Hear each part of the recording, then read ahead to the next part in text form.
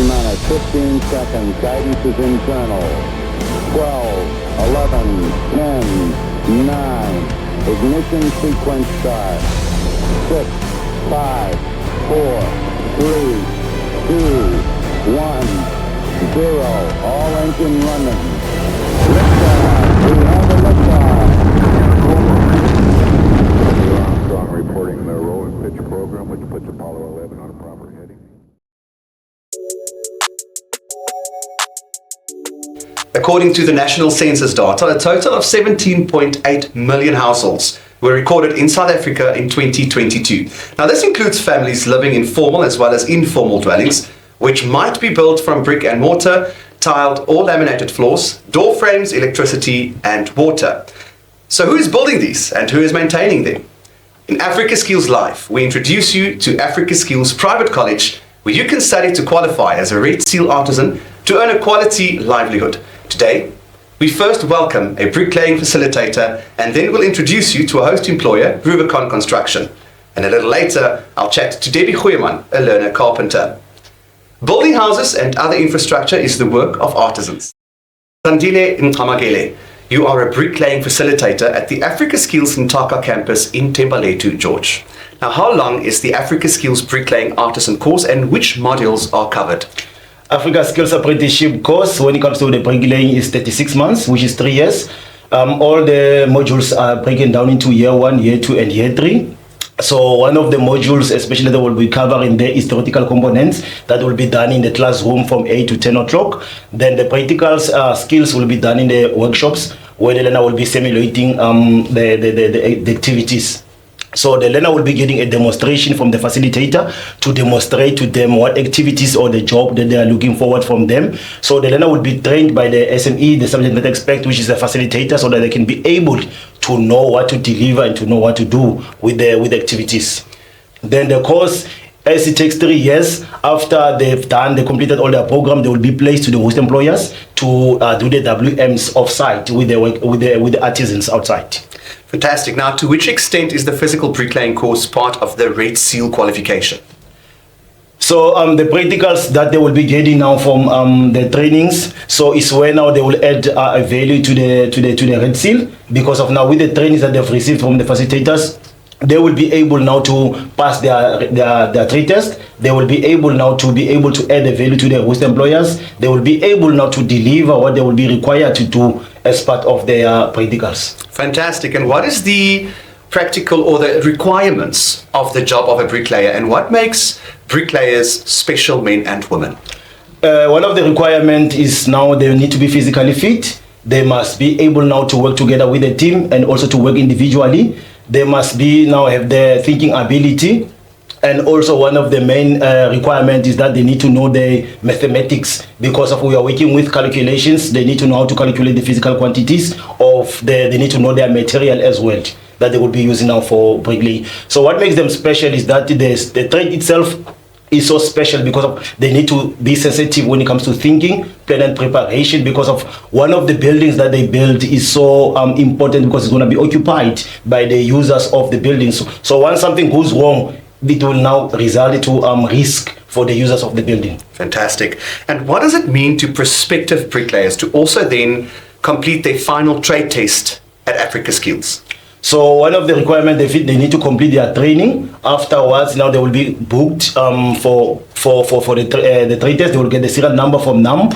Then they will be sent an SMS to come to do their trade test. First, they will get the preparation. From there, they will be made ready now for the trade test, and they will trade test with us. So plus or minus, it takes about 5 days for the trade test of bricklaying. Thank you so much. And there you have it, straight from the Bricklayer Skills Training Division at Africa Skills. Brickies, as they are called, are indeed laying bricks, pre-cut stone and concrete blocks in mortar. Once again, thank you, Zandile. Thank you so much. T-minus 15 seconds. Guidance is internal.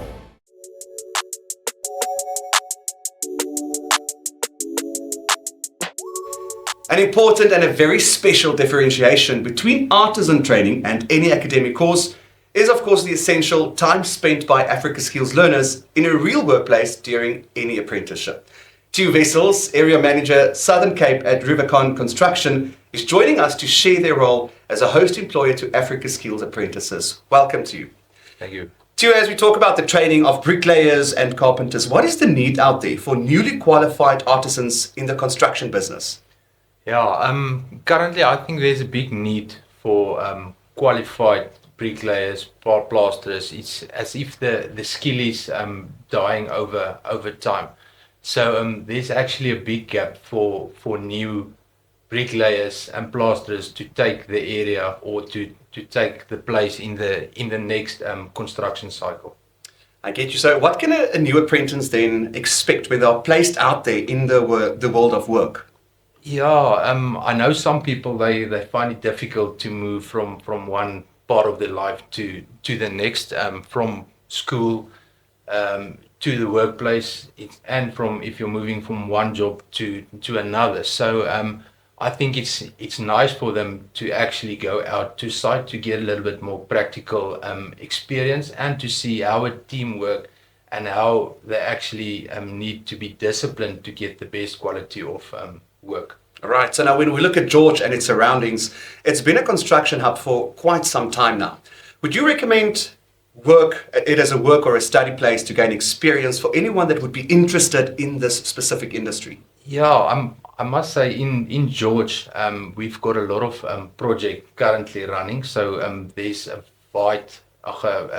big variety of projects that they can get involved with, from social housing to public housing to residential in the more upper market. We're busy with malls, we're busy with filling stations, and then we're also part of the civil where they're doing reservoirs, pump stations, etc. So they get a very big exposure in the area. Right. Sounds as though there's quite a variety of projects where they can gain this work experience. Yes. Now, your slogan is with Rubicon. It is basically proudly Rubicon, no limits. Yes. Would you then encourage other construction companies to also be open and have no limits to be a host for these new learners or new students that want to gain this experience? Yeah, I firmly believe that we in South Africa has reached a certain point where we should stop pointing fingers to other people and start realizing that if you want to change, you need to do it yourself. So with the shortage of skilled workers, artisans, we as the construction industry need to take up arms and basically provide for the future. So we can't start or keep on complaining about top quality artisans if we don't put something back to actually make sure that we've got the artisans for the future. Of course, very true. We thank Theo Wessels from Rubicon for sharing his practical experience of being a host employer to Africa's skills learners in the George region. May you keep on booming too. Well, the proof lies in the pudding, they say. So why not talk to one of our youngsters who are enrolled at Africa Skills in George? T-minus 15 seconds. Guidance is internal.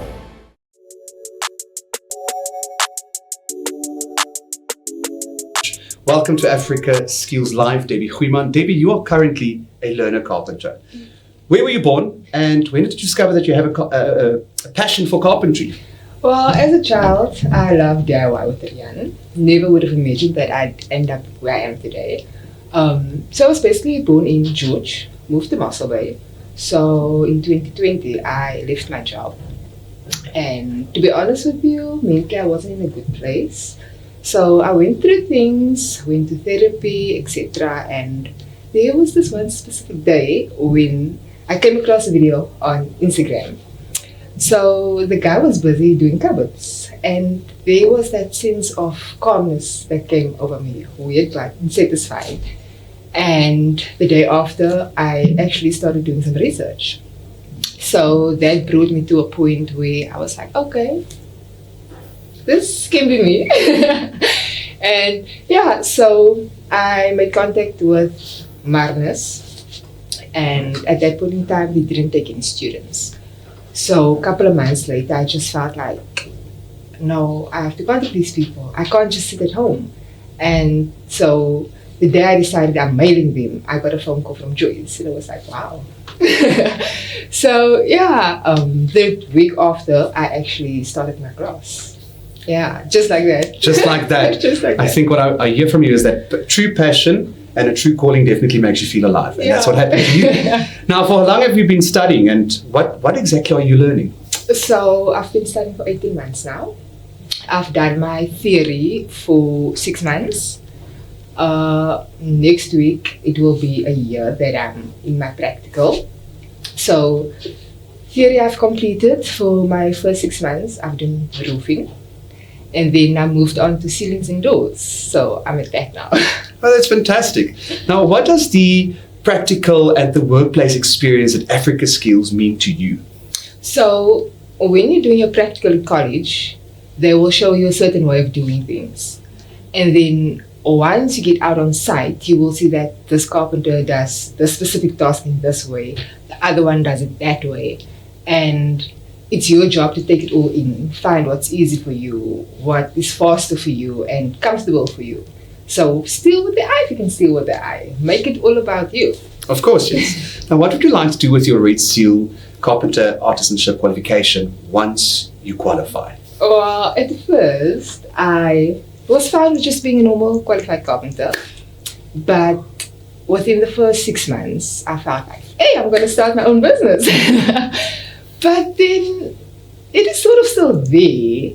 But I ended up becoming the carpentry supervisor's assistant.